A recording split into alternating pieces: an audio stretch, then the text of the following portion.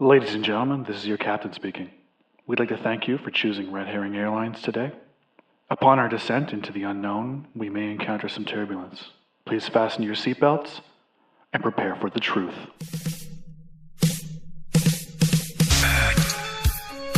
Conspiracy theories.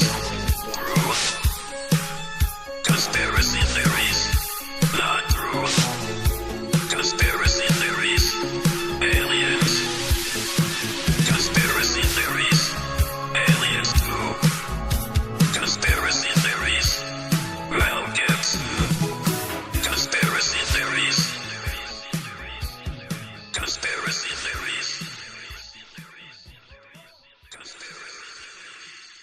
Hello and welcome to Conspiracy Theories, the only conspiracy theory podcast on iTunes. I'm your host, Eric Burke, and tonight I am joined by... Matthew Winkler. I was on a plane once. Dave Proctor, emotional baggage handler.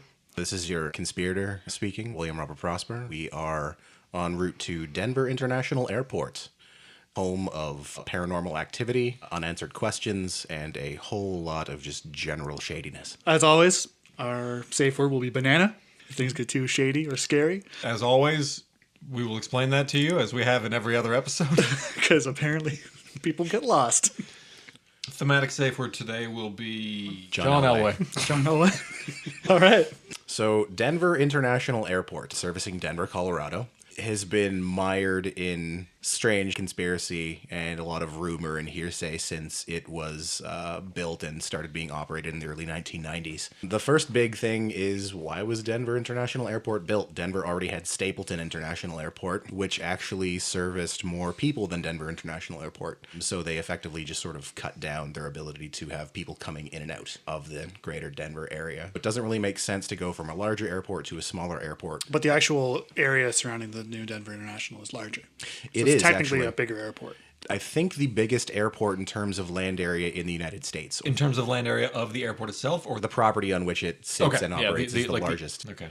So the biggest thing that you might notice when flying over Denver International Airport is that the configuration of the runways are vaguely in the shape of a swastika. Typically, other airports have more of a linear kind of pattern, even cross pattern. But if you look carefully, they are in the shape of a swastika. I did not see that. You did not see that? No, I did not see that photo. It's the world's first airport built without any plan review at all. Hey Steve, you got the runway schematics? Did you go over them? I got time to go over them. I'm sure they're fine. If you trace it out, it looks like a 3-year-old drew that swastika. It looks like a swastika that is drawn on the bathroom of like a high school change room. The bigger conspiracy here is, who are these 3-year-olds?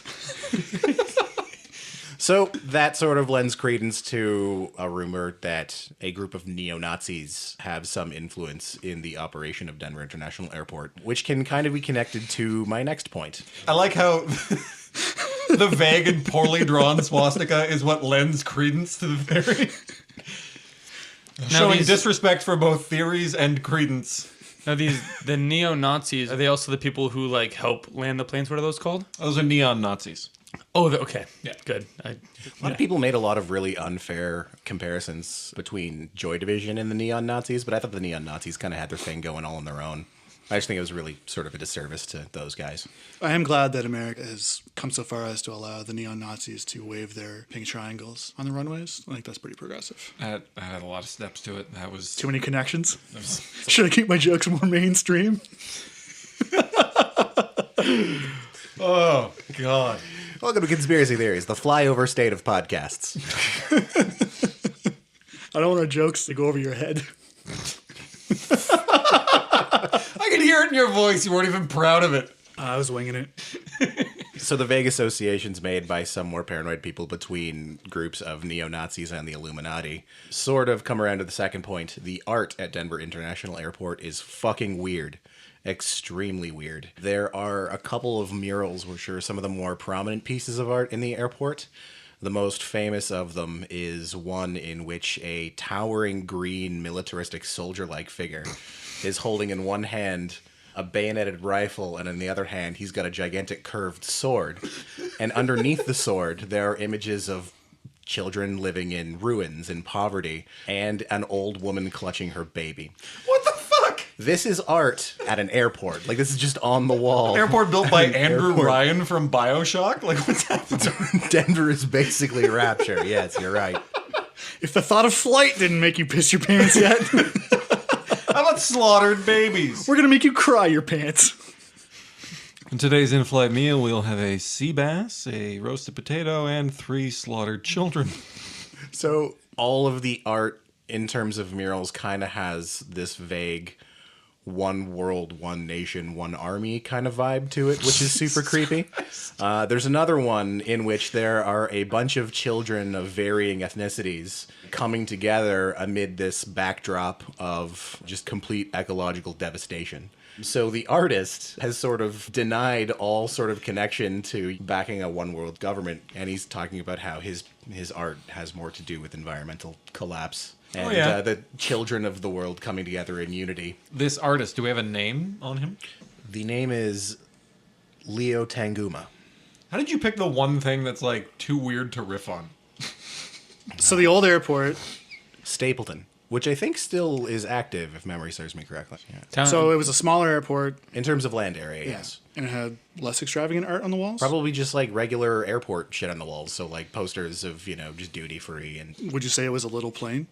I would say it was definitely a little bit plain. Yeah, for sure. It gets weirder. In addition to the strange art, which also includes, on the way to your baggage check, a statue of a suitcase that is open, and out of the suitcase, there is a demon clutching his head in his hands. We have to go here! There is a gigantic blue fiberglass statue of a bucking stallion. So when you come into Denver International Airport, you see this massive blue horse, which is reminiscent of one of the horses of the apocalypse, with its gigantic glowing eyes. Funny thing about this horse, during the construction of that piece of art, it actually fell on the artist and killed him, and they used it anyways. Clean off that blood. Let's get it into the airport. This horse, is it anatomically correct? The horse is definitely anatomically correct, which is really just kind of horrible. Tell me if I'm wrong on this, but we have a giant blue horse reared up on its hind legs. Huge turgid boner. Turgent? Turgid. Oh. I can't wait for like when we hit episode 100, we can supercut a whole bunch of words you don't know. I don't know most. Turgent? Oh, he must be a clean horse. Hey, and a tide dick. Glowing red eyes. Throbbing tumescent member. Tumescent members were a really dark point in Canadian hip-hop. I just hope we can all agree on that right now. So obviously an airport is an extraordinarily expensive thing to build, right? You need a lot of money, you need a lot of capital. Who funded Denver International Airport? No one ever found out. Nobody ever found out. The people who took responsibility for the funding of the Denver International Airport were the New World Airport Commission. Oh dear God. And nobody actually knows who that is. The NWA? See? Niggas with airports. Cut. John Elway. Elway. It's the name of a band. Niggas with Airports was a very influential hip-hop group. Straight out of customs. Oh, now we have to keep it.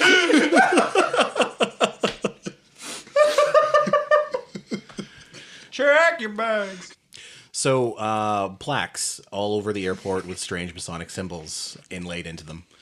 Obviously, there's that connotation with the Masons. Masons are sort of a shady group reported to have some sort of power and influence, much like the Illuminati. What if I were to tell you that I believe it was 6 bunkers, approximately 350,000 cubic feet, were built underneath the airport? Pretty normal. You use those things for storage, right? Well, no, nothing about this place is normal. Blueprints were released during the construction of this airport, and whoever was in charge of the construction determined rather than demolish these bunkers, they were simply buried. Seems legit. The location of Denver, Colorado, kind of central in the United States, well, leaning more towards the West Coast. Sort of a central location, right? An ideal sort of middle ground between both coasts. In a doomsday scenario, that would be a pretty decent spot to camp out in the event of a full-scale nuclear conflict. Talking mutually assured destruction. Intercontinental ballistic missiles only have a very specific range, so they're probably going to take out major cities on coastal regions. So they're going to hit Washington, going to hit New York. they might do a favor to everybody and hit Los Angeles. The bunkers underneath Denver International Airport, if Denver International Airport is the center of all New World Order Illuminati activity, is a place meant for members of the New World Order and their families and anybody who has that kind of power and influence to gather and wait out what is certainly going to be an apocalyptic event of just epic proportions. So, bunch of underground bunkers, a lot of alleged NWO activity. Every time you say it, it's Hulk Hogan. I'm sorry. Yeah. So would you say the NWO are taking over? I would totally say the NWO are taking over. I mean, just the very idea of building Denver International Airport. I mean, it's in. But look at the adjective. Building. Yes. This is the deepest cut wrestling joke I can ever make. You're listening to Conspiracy Theories, the worst wrestling podcast on iTunes. Hi, I'm Matthew Winkler. I have no idea what the fuck's going on. I'm Dave Proctor. I've gotten drunk and watched Eric watch wrestling a couple times. We're a tag team. It's awkward to high five over a pop screen. It is admittedly a cheap pop. God damn it. Oh, it's awful. So when the NWO constructed Denver International Airport, essentially what they were saying to the world is, if you want a war, you've got a war. Brother. Did I wake up and am I in some parallel universe where I'm actually part of a wrestling podcast? I don't know. Despite Are its you, Dave? faults, like in its old-timey nature, WCW Airport was fine. Jake the Stapleton. That's all I got. I'm done. Jake the Stapleton. Right. So let's go through what we've done so far. Stanley Kubrick fakes the moon landing to give a false sense that America has technological superiority. During the Cold War, that would indicate that they have a larger, more powerful nuclear arsenal. Russia ratchets up their production of nuclear weapons. We are that much closer to full-scale global nuclear conflict. Right. Denver International Airport is the center for all Illuminati activity. Allegedly. And we came to the conclusion that the lizard people, a cabal of sinister reptilian beings manipulating the levers of power in society, could probably be one and the same with the Illuminati, New World Order, whatever we're calling them, correct? It's possible. Now, what other movie did we talk about Stanley Kubrick directing? Oh, The Shining. Shinning. The Shining. It's pronounced shinning. We don't want to get sued. Who wrote the book? Stephen King. Stephen King. What apocalyptic novel did Stephen King also write? The Stand. Stand. Now, in The Stand, in what state does humanity's last hope for redemption and survival? Fuck off. I read 20 pages of it and realized I don't like Stephen King as a writer. Stephen King doesn't like you as a fucking person. You shut your fucking mouth. Are you Stephen King? Whoa. Are you actually Stephen King? Is that what's happening? Conspiracy. I don't like your altitude. You're being such a drag. We're running this podcast very thinner. Anyway, we're journeying on. Tommy Knockers. You just stand by me for a second. The Mist. Guys, can we just think about what we're going to say before we say it so we only say needful things? Hearts of Atlantis. This is becoming a misery for me, guys. It's becoming us recycling jokes from episode 1. Okay, so Stephen King. Hope for Last Humanity. I'm going to assume that it's Denver. Boulder, Colorado, but close to Denver, same Okay. state, Rocky Mountains. Yep. Last hope for humanity to survive a full-scale nuclear conflict would be in the Rocky Mountains. Okay. So, is Paul dead? We said yes, but I think he's back. Is what my conclusion was. Again, we're always just theorizing. There's some wiggle room.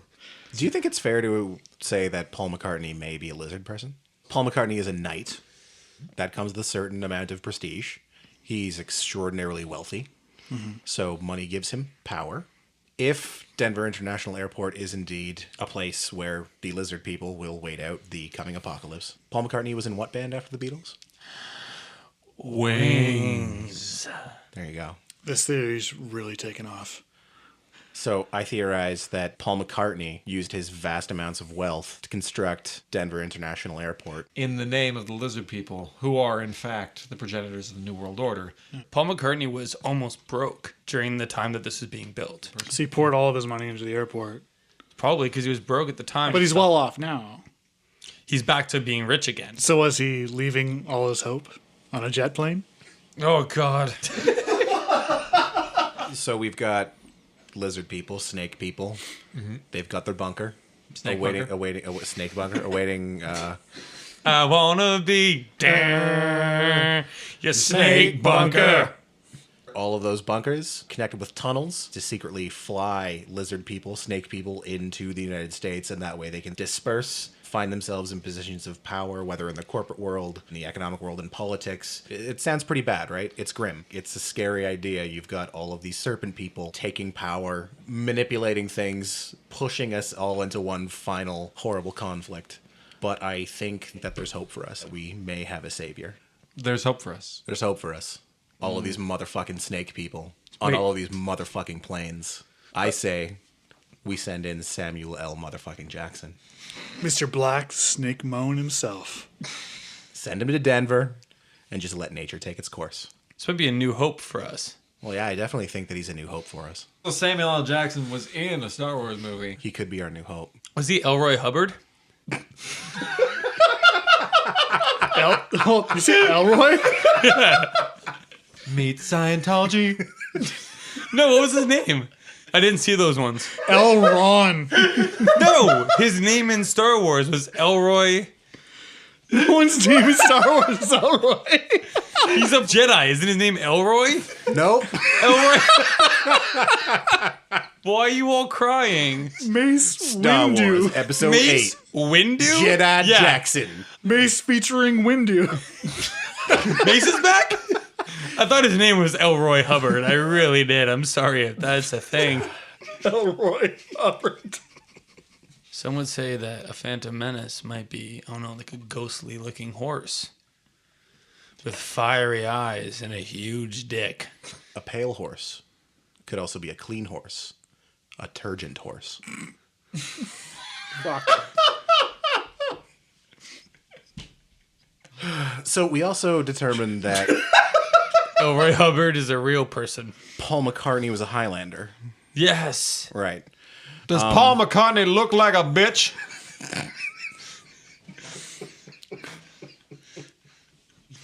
Paul McCartney. Highlander, allegedly. Lizard person, definitely. But can we justifiably call Paul McCartney a lizard person? I mean, Highlanders are sort of, I guess, they're better than people. I mean, they're bigger than people. Lizards are lowlanders. Lizards are lowlanders. Would you give a lizard a foot rub? I would not give a lizard a foot rub. They don't have feet. There's a special kind of like intimacy there that I'm not really comfortable with. What do you think lizards have? They're like scaly masses of just fat. Are rhinos reptiles? No. All right. Well, snakes don't have feet. Right? Correct. Debunked. You don't get points for that. They don't have feet. They have four, like, claws. Like, they have claws, man. Pounders? They have Land pounders. They have claws. Claws are Are you thinking of the sandworm from Tremors? like what do ducks have? Scales, like webs. Ducks do not have scales. They have webbed feet. Oh. They have feathers and beaks. If anything comes in groups of four, they're not feet. People tuned into this episode to hear about the Denver International Airport, goddammit. And you're talking about duck feet? Duck scales. I don't know if you're joking anymore. I don't believe they have feet. They have hands. They don't have feet. They have four hands. They have four hands. They don't have feet. This is really upsetting. Can you buy shoes in fours? If you buy 2 pairs. Exactly. 4 hands. They have Okay, hands. wait, hold on. So, Highlanders. Can we, the distinguished theorists, reground this for Can a we? moment? Can we? Is it possible? We really glossed over this whole Nazi thing. Not that, I want to dwell on the past here. I feel that history has tried its best to gloss over the whole Nazi thing. Like, we don't generally see them as villains in major movies or pop culture products. But there's those huge swastika patterns on the ground. There's the neon Nazis that guide the planes into Denver International Airport. Right. How do we get rid of this sort of Nazi influence if there is a Americocentric reptilian New World Order? Like, I think the where- major problem is that we want to not hear no evil. We want to not speak no evil. We want to not see no evil. Dave, you were saying. So now you're saying that there's parts underneath the DIA, if I may. Denver International Airport. I'm gonna crash land this whole fucking theory. So Are you about to give us a crash course? It's gonna be a crash course. Put on your safety belts. And fix your oxygen masks to your face. but make sure your trays are up because that matters when you're about to crash. All right, guys, let's stop journeying on and let's gear up for Matthew's theory.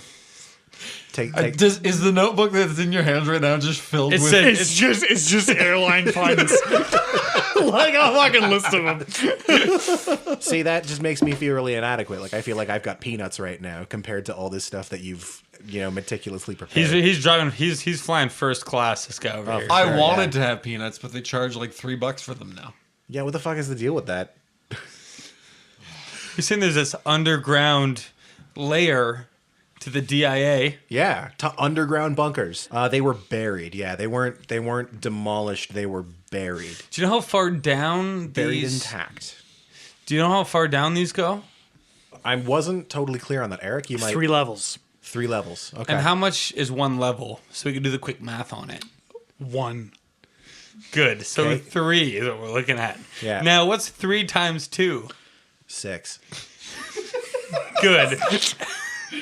And what's the number 6 times 3 times of that 6? Hang on, wait. Let's give everyone at home a chance to take out their calculators.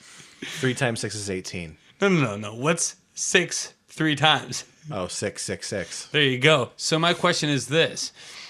Is there any way that the underbunkers are a gateway to the center of the earth, which is hell? So you have a horse of the apocalypse, With a turgid, erect, steaming boner. a steamy boner, and steamy eyes. Now you also have this goblin suitcase demon. Now, does it look more like a goblin, or does it look more like a Satan? It's definitely more like a demonic kind of like gargoyle. Like a Satan. Like a Satan. So what would people say? Like, okay, I'm waiting for this flight to go off. I've just been Satan around, having a coffee. Well, his plane was delayed, Yeah, his plane was delayed. so he was frustrated. So angry. Oh my god. And wait, what was the name of the mountain range not too far away from Denver International Airport? Oh, Cheyenne Mountain. And didn't M. Night Shyamalan have a movie called Devil? M. Night Shyamalan Mountain. That Now- whole thing took place in an elevator. Which you would need to get to a bunker. Yeah. Yeah. And they never specified where that elevator was. Right, because people keep asking, where is it happening? And we all know that M. Night Shyamalan is the preemptive, like, documentarian of our time. Wait. So, Yeah. yeah. And what was the name of that painting? The paintings were called In Peace and Harmony with Nature and Yep. The Children of the World Dream of Peace. In peace and harmony with nature. Now, M. Night Shyamalan Yeah. wrote a movie called The Happening, in which plant life takes over the earth and causes people to kill themselves. So could the war that we're really having be on nature? Could M. Night Shyamalan have actually predicted what was really going to come to pass when the Denver International Airport was built? I'm not Which sure, is- because Leo Tanguma described his murals as depicting man-made environmental destruction and genocide, along with humanity coming together to heal nature and live in peace. So they're trying to make peace with nature. So nature is after us. And the only way to do that is to get Satan himself to burn down all the trees in the surrounding area. And you have to buy him a one-way ticket from hell. And 2 tickets to paradise. Satan's trying to get into heaven. With the help of Eddie Money. Eddie Money built the fucking airport, you guys. With all that Geico money that he got in. Geico! Who's the mascot of Geico? The gecko. And he's a Lizard. one-way ticket out of hell and 2 tickets to paradise for him and the Geico gecko. This is really overwhelming. I'm not exactly sure what to think about any of this. There's nothing more to say, really. Like, I feel like I've covered all the bases. It's pretty compelling. There's one thing that we need in this world is an uprising. And where does the uprising come from? From below. From below. Death incarnate arisen. DIA. Denver International Airport. Who's the death incarnate? Eddie Money. Eddie Money. Coming back from the dead to show us the truth. This has been Conspiracy Theories. Thank you for listening. We'll see you next week with whatever topic we choose.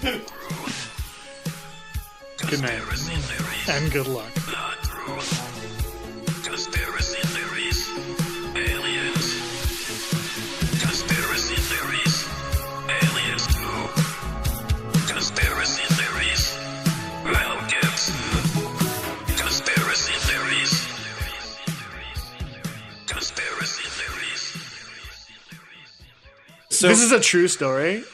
One day, sitting in an airport in Moncton, right. not the Moncton International, but the old Moncton Airport in Dogpatch, this guy saw me. Sorry, it's A a rural dog park outskirt. as well as a commuter airport. Like that's It's not a funny explanation. Should we say we're in Canada? And They call it the patch, dog patch. Anyway, hey Moncton, what up? Or Dieppe, rural Dieppe. Is it Outskirts of actually- Dieppe. Is it actually called Dog Patch? No. Yes. Okay, because Dog Patch is also the cartoon town of like Little Abner in the Ozarks. Oh, really? Yeah, like it's a fictional town in the States. They just call it dog patch. It was the name of Fictional- that little part of town. Fictional hillbilly town in the States, real place in Moncton. conspiracy debunked. I was reading some like shitty sci-fi novel, and this grown man comes up to me. Like, oh, hey, like, what are you reading there? And I was like, oh, this and that. And he's like, oh yeah, you like sci-fi? I was like, yeah, I love it. And started talking about Star Wars and stuff like that. He's like, you should read Philip K. Dick. Oh no, I never heard of him. I think I was like maybe 9 years old. He's like, oh yeah, you really like him. He's really like he writes a lot of short stories, but like they're really good. And I can't make this up. I was like, I don't have any paper or pen on me. Like, I'm not gonna remember that. And he's like, oh, well, I'll write it down for you. And he like pulls out his business card and writes like Philip K. Dick and gives it to me. And when I turn around, he was a musician. Can anyone guess what his title was? What's that? A pianist. So I started laughing my fucking ass off. He's like, what? I was like, you're a pianist and you want me to read some dick? He's like, that's actually pretty funny. I didn't pick up on that. I think I was reading like How to not get abducted. Yeah. And he's like, hey, you want to see some dick? Half Child Will Basement. It's always the won't basement.